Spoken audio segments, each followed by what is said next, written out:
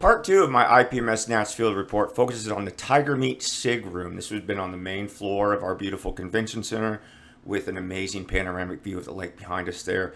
Talking to Jeff Hearn, I do believe this is the first time this has been done at an IPMS Nationals. This is display only, so SIG stands for Special Interest Group, and some of this would have been local clubs who would have gathered builds from their members to come show off at Nationals, or this would have been national or international efforts of people building on a certain topic. So you see we got space flight, Air Force, got some armor. You have a whole Richard Petty collection here. You're seeing a lot of models here. This isn't one modeler. These are people finding each other online, mainly through Facebook, and deciding on a topic to build around and then bringing their builds to show off at Nationals. As you can see here, this is the Operation Overlord group build. This was coordinated between the Plastic Posse guys and the Model Geeks podcast. This was a fun build. Again, I believe this was an international effort. So this would have been all Allied aircraft, Allied armor, or ships. We had certain scales and things that we wanted to work within to show off. But these came from all over the country, and in some instances, like I said, from around the world, people came to display these. My favorite here is the Doolittle Raid. So guys got together either in a club or online and decided to do all the Doolittle bombers lined up on the USS Hornet for the Doolittle Raid. So let's jump in here and see what some of the interesting topics people came to show off. Okay, guys, I'm here in the Tiger Meet room at IPMS Nationals Madison with David Sacrison, and he's got a very unique setup for us here. What do you got, David? These are paper models. Yeah. Paper models are a really big hobby in Europe. During the Soviet era, the only thing they could get was paper. If you were doing scale modeling during the Soviet era, anywhere in the Soviet Union, you were doing it in paper because they couldn't get plastic, they couldn't get balsa. Nowadays, those same companies are producing really first-rate models.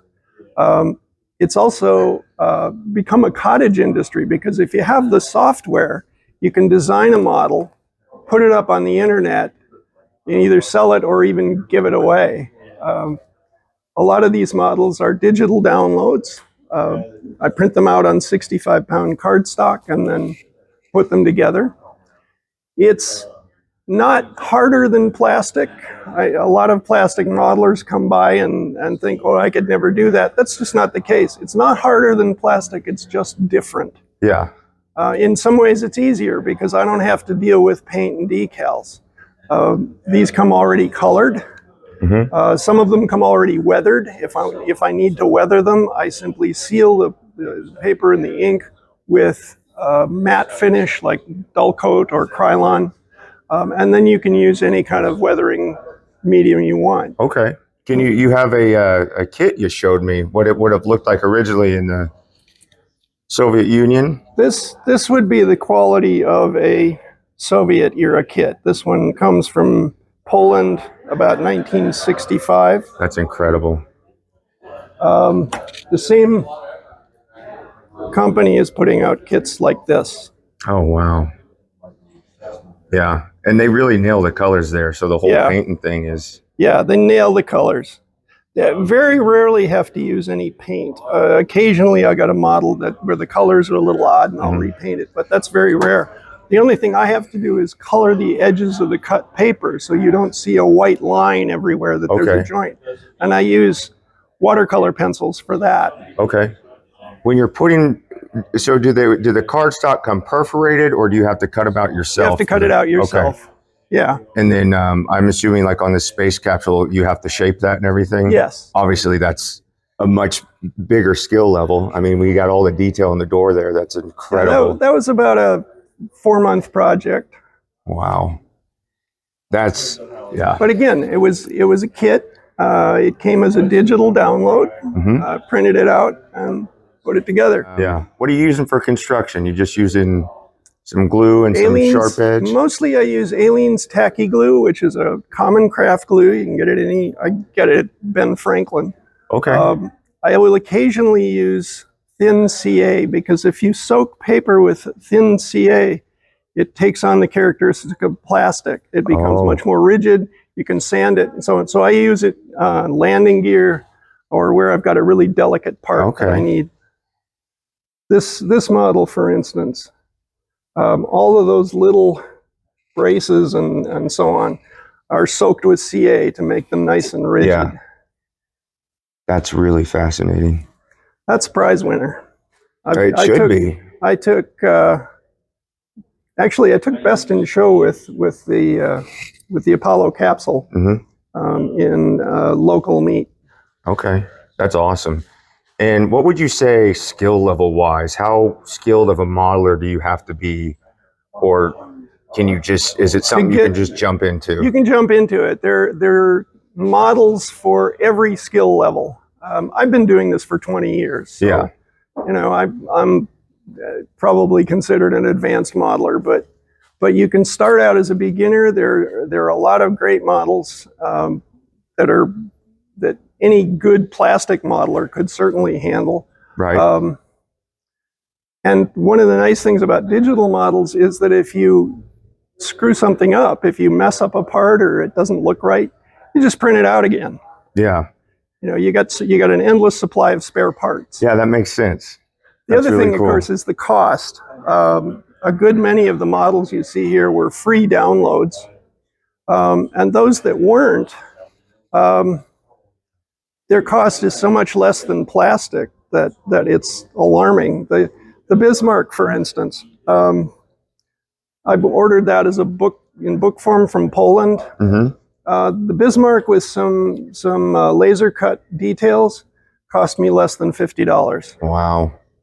Yeah, I'd imagine a kit this size is going to cost you hundreds of dollars. Yeah, I think I've seen a street price of about $350 plus paint plus. Right, and when you, I guess on the end of cost, I guess what you're really paying for is the cardstock to print it on. Yeah, and it's the cardstock is cheap. The ink is relative. I get ink relatively cheaply, and I just use a garden variety not laser inkjet printer, which does a fine job.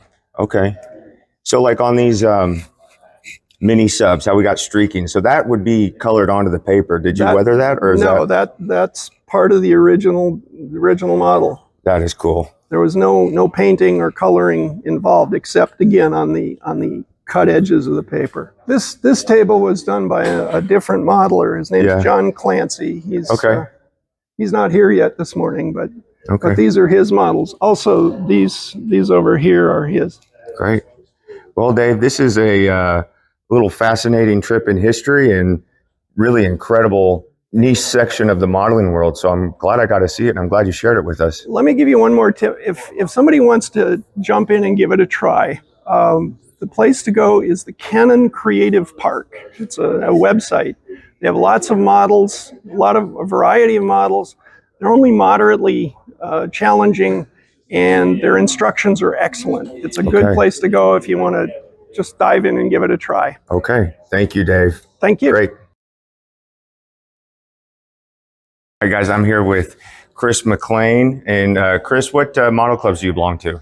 I'm a member of Texas Hill Country Scale Modelers out of Kerrville, and also Alamo Squadron in San Antonio, Texas. Awesome. And this is another SIG build here in the Tiger Room, and Chris has a Lord of the Rings SIG going on here.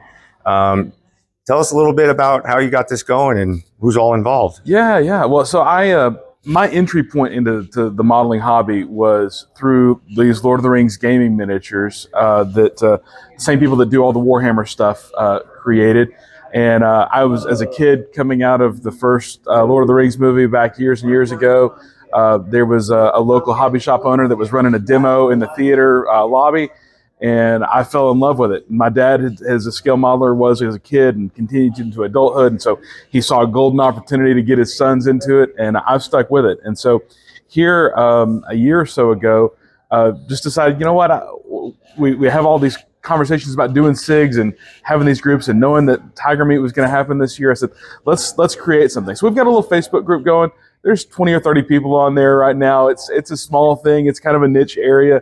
But there's a lot of stuff out there. Yeah. So not just the gaming miniatures, but also other brands that have come up with things.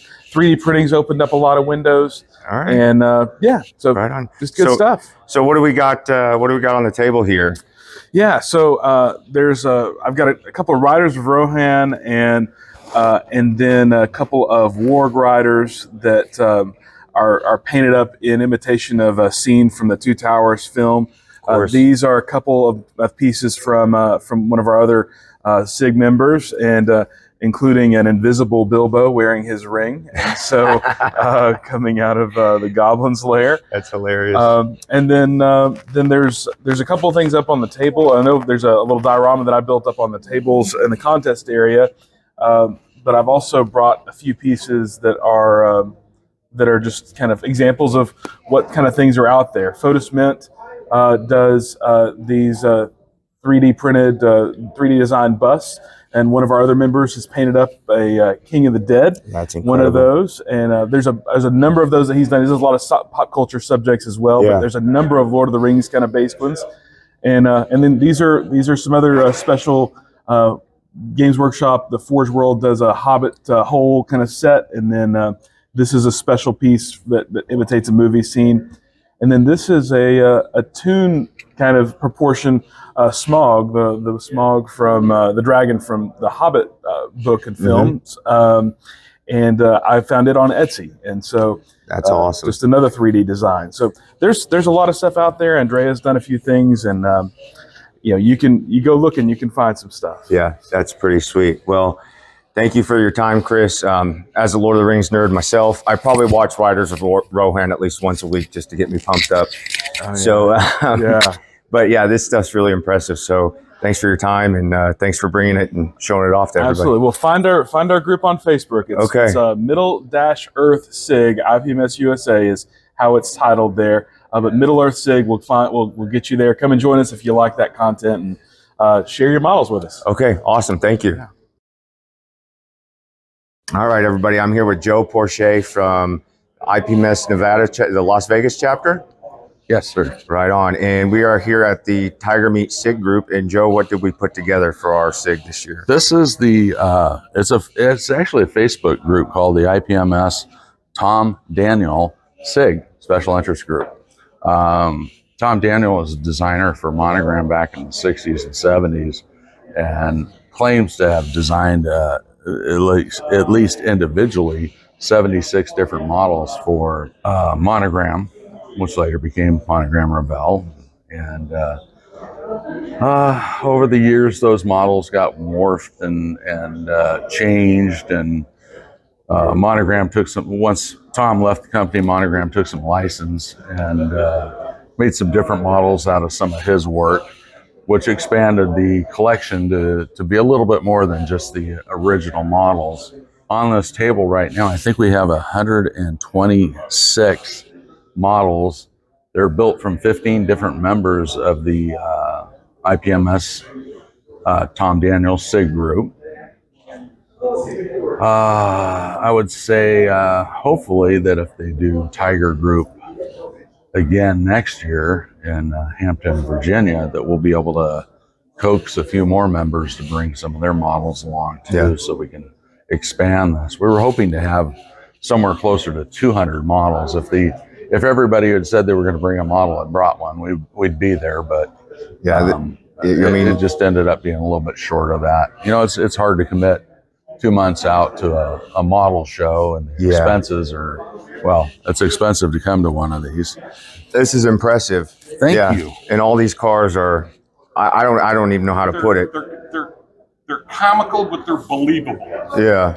Yeah, like caricatures. Yeah, they're caricatures. Caricatures that's always what I like to call them. And some of them, are based on real cars, and the other ones came out of, Tom was smoking some good dope and reminds me of Wacky Racers. Teaster, No, I'm just joking. Tom doesn't smoke. It reminds me of Wacky Racers. Yes, Wacky Racers, things along that side. A lot of these became Hot Wheels back in the 60s. And, I think we've all built one of them. Yeah, I would imagine at least the guys who are our age. Yeah.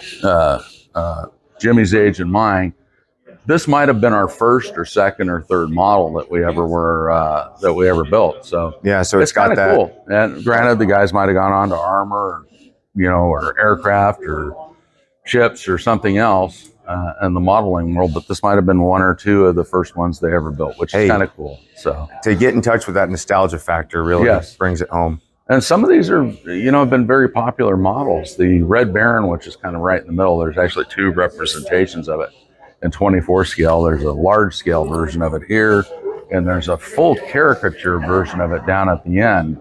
That Red Baron sold, I believe it was 4.6 million copies for Monogram. So it kind of supported the company for a while. Oh yeah. Yeah, and that's the little one right here with the early World War I German helmet on it. So that's awesome. Building the people twisted. Oh yeah. Yeah. I don't know what happened to it, but I know it's finished. All right. This is difficult fit right here, because you really got to shove these back in there to get that to come down. So, and I'll close it before we leave, but most people like to see it open. So right on. Yeah. Okay, well, thanks for sharing, Joe. This is an impressive group, and no problem, Austin. Yeah, I'm glad you guys got it together and brought it out. Yep. Cool. I said we want to keep this going, not just a one-time deal. We're hoping that this can be grown into more individuals being involved, that we can move it around the country so more and more people can see it. Mm-hmm. I've had a portion of this collection both in Seattle, Washington for a show, and Maryland for a show too as well. So it took about 100 pieces to both those shows, and most people were just like, yeah, that's jaw-dropping. Cool. So, all right, thank you, Joe. Appreciate it. thank you. All right, guys, I'm here with Paul Boyer at the Tiger Meet Sig display here at IPMS Nationals, and Paul is from the Richard Bong IPMS chapter out of Milwaukee. Is that correct? That is correct. Yes. And what did you do to get into modeling, Paul? And how'd you get here? Oh boy, my father gave me a model. I think it was an old solid wood B-17 when I was like 5 years old, and then he discovered that there were plastic kits. And he started buying them for me. It was when I was a kid, and I probably started building when I was 6 years old, and I've never really stopped. Yeah. And what I brought here today is my 72nd scale history of the American aircraft of the Vietnam War. And there's 95 pieces here. Some of them have been built by volunteers and contributors, but the collection represents all of the American aircraft from the Vietnam War. I'm sure there'll be people watching this, they're going to say, well, you don't have a thing, missing that airplane. That's probably true, but yeah.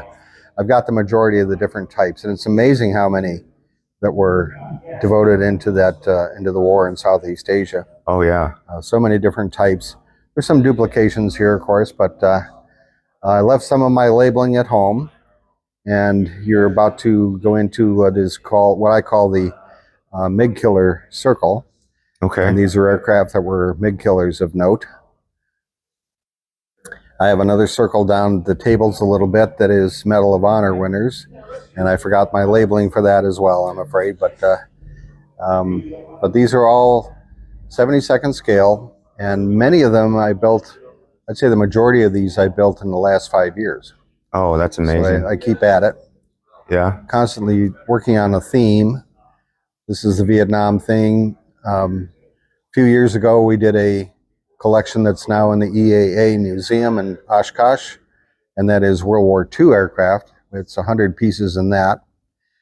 I have another display at EAA that is the Army Pursuit and Air Force Fighter collection. I think that's 64 pieces, I believe. And we're working on a Korean War collection. And after we get done with that, my team and I are probably going to work on the interwar period, or perhaps the wars in Afghanistan, Iraq, and the Middle East areas. Yeah, that interwar period, that's a fascinating period. Yeah, yeah. There's a lot of interesting aircraft there. A lot of interesting developments. The airplanes lasted only a few years and got succeeded by even better and faster airplanes. lots of yellow wings, lots of biplanes, lots of rigging. Ooh boy. Right. But that's always going to be fun. That's incredible. And you have all your branches marked off here. Yep. Mostly Air Force right at this area, and the Army's at the far end of the table. Mm-hmm. And I have the Marines at the other far end so that they're not in competition with each other. Army and Marines. Yep. How'd you pack this all here, Paul? How'd you manage that? Well, yeah, I didn't think it could be done, but I ended up, I've got some storage cases, home storage cases. I got 13 of those, and that'll hold the small models. Some of them are stacked in a couple stacks inside. And I have flats with foam on them that can hold the larger aircraft that will not fit into the boxes. And I can fit it all into one CRV with my wife, with luggage and room to spare. That's awesome. I think that's just as much of a talent as building it. Oh, Yeah, that's a skill in itself. yeah, I had to think about it for a while. And Right on. even with all that, I left the labels at home. So, Yeah, that's okay. It's, it's impressive as is.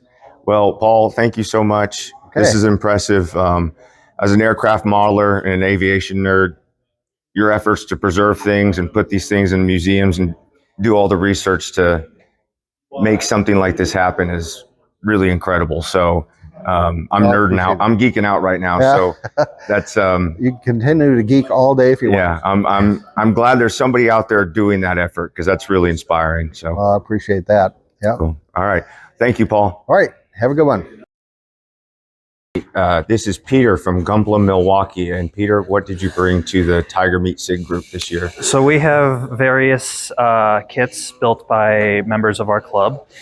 We have in various stages of building the building process. We have anywhere from straight built right out of the box, no additional detail. Okay.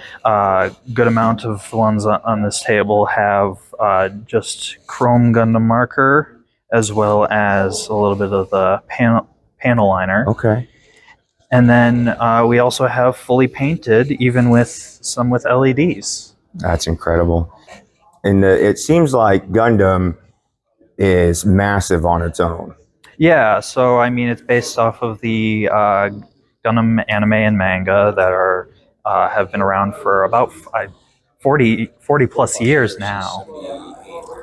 Yeah, so it's been going on for quite a long time, and I mean, and Bandai, the kit that makes almost all the Gundam models, they also have other IPs that they make models for, such as Digimon, or they even have a couple of Evangelion kits that they build. Yeah, and or that they make. I've done the Star Wars kits, which everybody loves. Yeah, I myself have not built many of those, but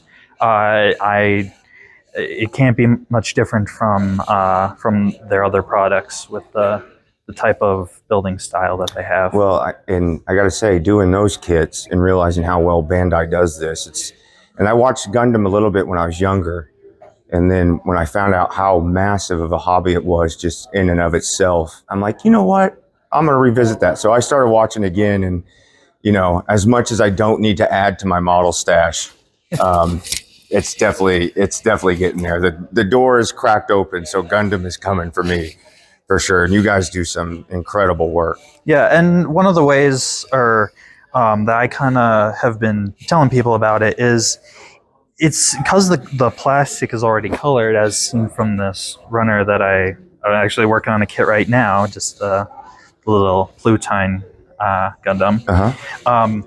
You don't need to paint them.